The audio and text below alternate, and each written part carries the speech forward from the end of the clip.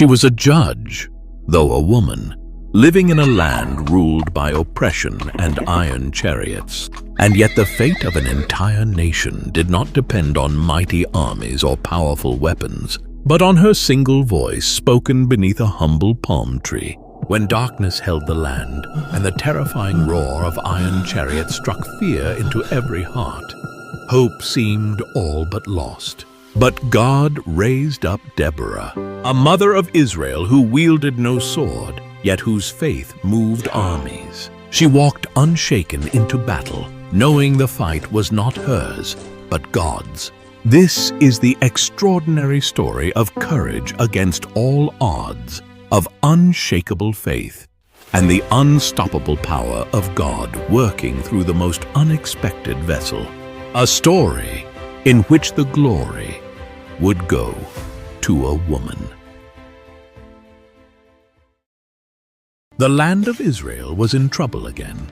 After the death of Ehud, the judge who had delivered Israel from Moabite oppression, the people began to drift away from the ways of the Lord. The cycle that had happened so many times before repeated itself. Prosperity led to complacency, and complacency led to idolatry. They turned from the God who had brought them out of Egypt and began to worship the gods of the Canaanites, Baal, the storm god, and Asherah, the fertility goddess. They thought these false gods promised rain for their crops and fertility for their flocks, but in return these gods demanded loyalty that drew Israel's heart away from the Lord. God, in his righteousness, allowed Israel to be oppressed as a wake-up call. This time he gave them into the hands of Jabin, king of Canaan, who reigned in Hazor in the northern region. Hazor was a powerful fortress city, its ruins today still speaking of its once great walls and palaces. Jabin's military commander was Sisera, a ruthless general with a terrifying advantage: 900 iron chariots. In those days, iron chariots were like tanks, fast, unstoppable on open ground, and deadly in battle.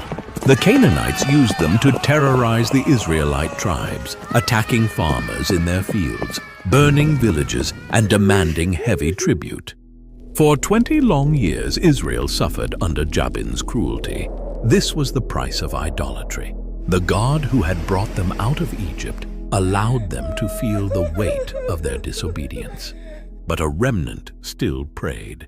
Their voices rose like incense toward heaven,